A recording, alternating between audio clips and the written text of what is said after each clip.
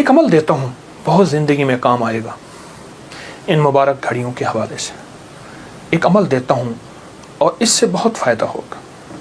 وہ عمل یہ ہے کہ آپ 2 تسبیح سورۃ فاتحہ کی پڑھیں، اول آخر 3 دفعہ درود شریف، اور سورۃ فاتحہ کی 2 تسبیح پڑھ کے اور اس کا ہدیہ حضور کے گھرانے کو ہدیہ کریں. اور اگر چاہیں تو 2 تسبیح سورۃ اخلاص کی پڑھ لیں، 2 تسبیح سورۃ اخلاص کی، اور اس کا ثواب حضور کے گھرانے کو ہدیہ کریں. اور یہ سورۃ اخلاص کا پڑھا ہوا ہدیہ اللہ کی رحمت سے نوروں میں، برکتوں میں اور اللہ کی رحمتوں میں پہنچتا ہے 100%. اور حضور کے گھرانے کو ہدیہ کریں. اور حضور کے گھرانے میں حضور کی بیویاں، بیٹیاں، داماد، نواسے، نواسیاں، یہ حضور کا گھرانہ ہے. اور اس حضور کے گھرانے میں یہ حسینی قافلہ بھی حضور کا گھرانہ ہے. ان کو ہدیہ کرے حضور کے گھرانے کو، اور جو مراد مانگے اللہ عطا کرتا ہے. اور یہ مسلسل عمل کرتے رہیں. آپ دن کے کسی وقت صبح شام 2 تسبیح سورۃ اخلاص پڑھ لیں، ہر دفعہ بسم اللہ الرحمن الرحیم 7 پڑھیں، اور اول آخر درود پاک پڑھیں، اور پھر یہ تسبیح آپ ان کی خدمت میں ہدیہ کر دیں. آپ کا کوئی مسئلہ ہے، آپ کی کوئی مشکل ہے، آپ کی کوئی پریشانی اور ناممکن ہے، اس مسئلے، مشکل اور پریشانی میں یقیناً آپ کے لیے خیر کی، برکتوں کی اور رحمتوں کی اور خوشیاں خوشحالوں کی راہیں کھلیں گی. بے اولاد ہیں، بے گھر ہیں، بے در ہیں، درد مند ہیں، مریض ہیں، کوئی افاقہ نہیں ہو رہا، جادو، جنات، اثرات، بندشیں، ناکامیاں، مشکلات، راستے بند ہیں، کوئی زندگی کی مشکل ہے جہاں آپ کہتے ہیں کہ بس ہم ٹھہر گئے ہیں اور اس کا حل صرف موت ہے، اس کے علاوہ کوئی راستہ نہیں، تو آپ بہت زیادہ حیرت انگیز یہ وظیفہ اور بہت حیرت انگیز یہ تجربہ پائیں گے اور اس کی برکات پائیں گے. چند دن، چند ہفتے زندگی میں اس کو شامل کریں. میرا تو مشورہ تھا کہ ساری زندگی اس کو اپنی زندگی میں، ساری زندگی اس کو اپنی زندگی میں شامل کر لیں. ساری زندگی اس کو اپنی زندگی میں شامل کر لیں. آپ گمان نہیں کر سکتے کہ آپ کو اس کا نتیجہ، اس کا رزلٹ کیا ملے گا. گمان نہیں کر سکتے، آپ سوچ نہیں سکتے اس کی خیریں آپ کو کیا ملیں گے، اس کی برکتیں آپ کو کیا ملیں گی.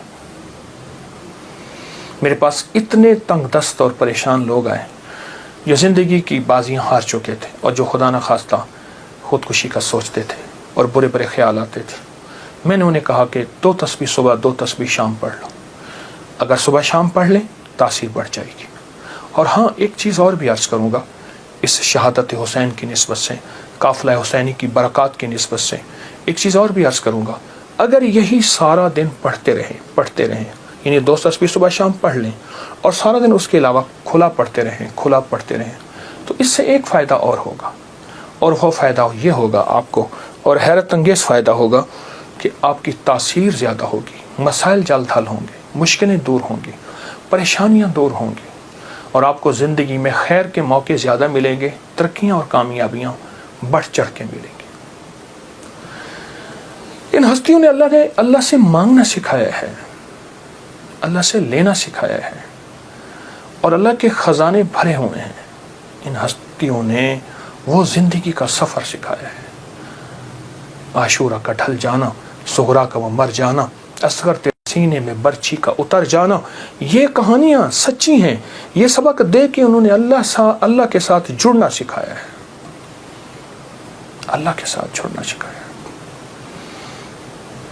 اور وہ ایک پیغام دے کر گئے ہیں کہ خیال کرنا، گردش ایام جو بھی آئے، عروج ہو یا زوال ہو، موسم موافق ہو یا نہ موافق ہو، زندگی کے سفر میں اللہ کو نہیں چھوڑنا، اور اس کے راستے نہیں چھوڑنے، اور اس کی سچی راہیں نہیں چھوڑنی، اور وہ سچی منزل نہیں چھوڑنی.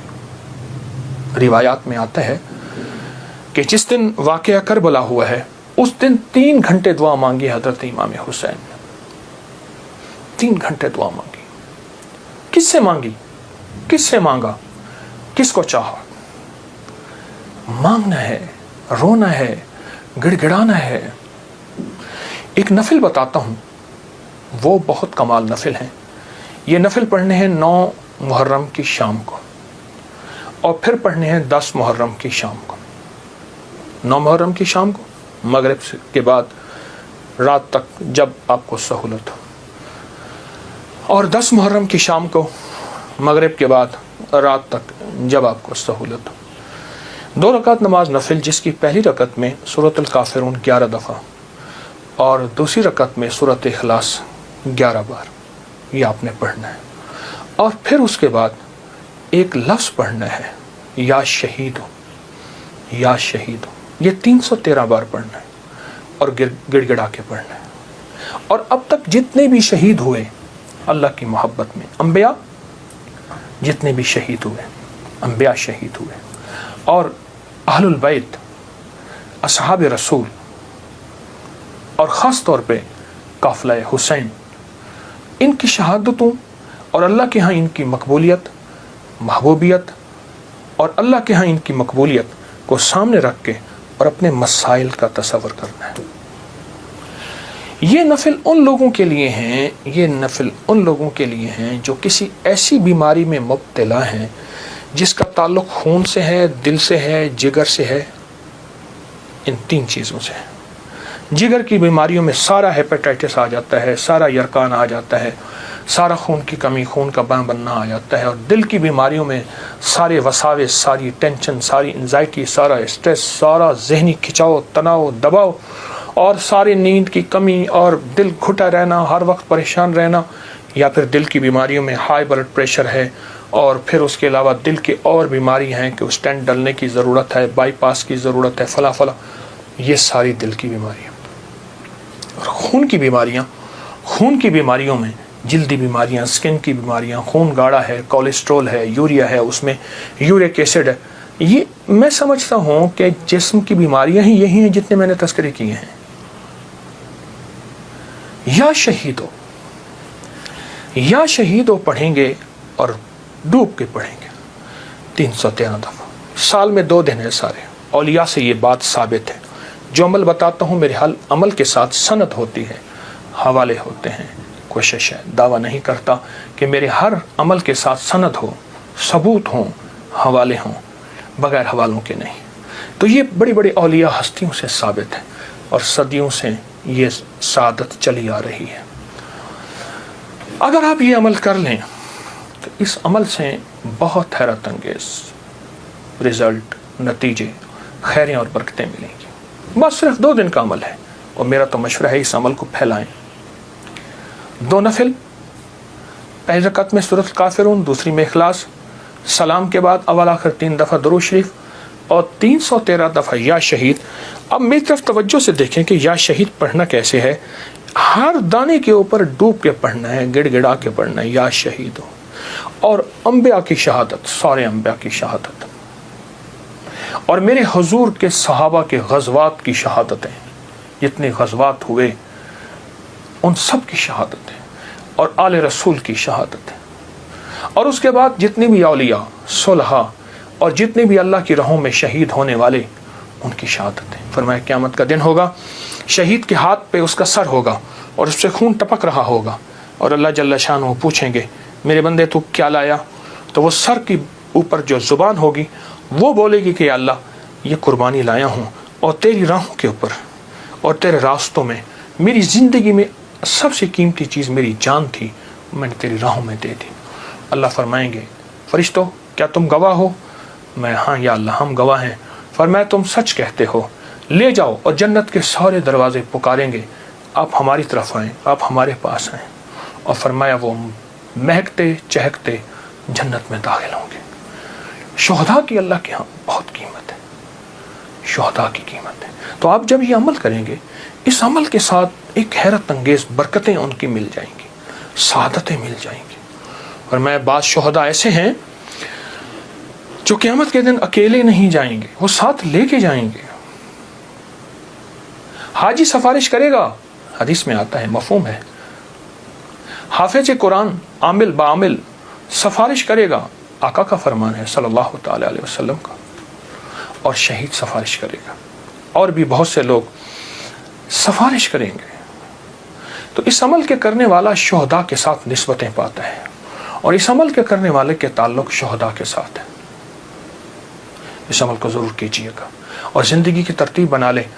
9 اور 10 محرم کو اس عمل کو کبھی نہ بھولیے. سحری کا ایسا وقت جس وقت لوگ کھا رہے ہیں، کھانا کھاتے ہوئے پہلے نفل پڑھنے دعائیں قبول ہوتی ہیں. اور جب آپ پریشان ہوں اور آپ کو کسی سٹینڈ پہ کھڑے ہیں، ٹیکسی نہیں مل رہی، گاڑی نہیں مل رہی، جہاز نہیں مل رہا، اور آپ بے چین ہیں، آپ کو سخت بھوک لگی ہے، سخت بے چین ہے، اس وقت صبر کریں، دل ہی میں دعا مانگیں، قبول ہوتی ہے. قبول نہیں ہو رہی، سوچیں دینے والے کی کمی نہیں، میرے لینے میں کمی ہے. بار یہ دعا پڑھتا ہے جو ابھی میں بتا رہا ہوں، جو مانگتا ہے قبول ہوتی ہے. صدیوں سے 14 صدیوں سے زیادہ تجربات کتابوں میں لکھے ہیں. اگر یہی دعا اسی رات میں 27 بار پڑھی جائے، 20 منٹ گھنٹہ اگر اس دعا کی اس کیفیت میں لگا دیں، بہت قبولیت ہے، بہت قبولیت ہے.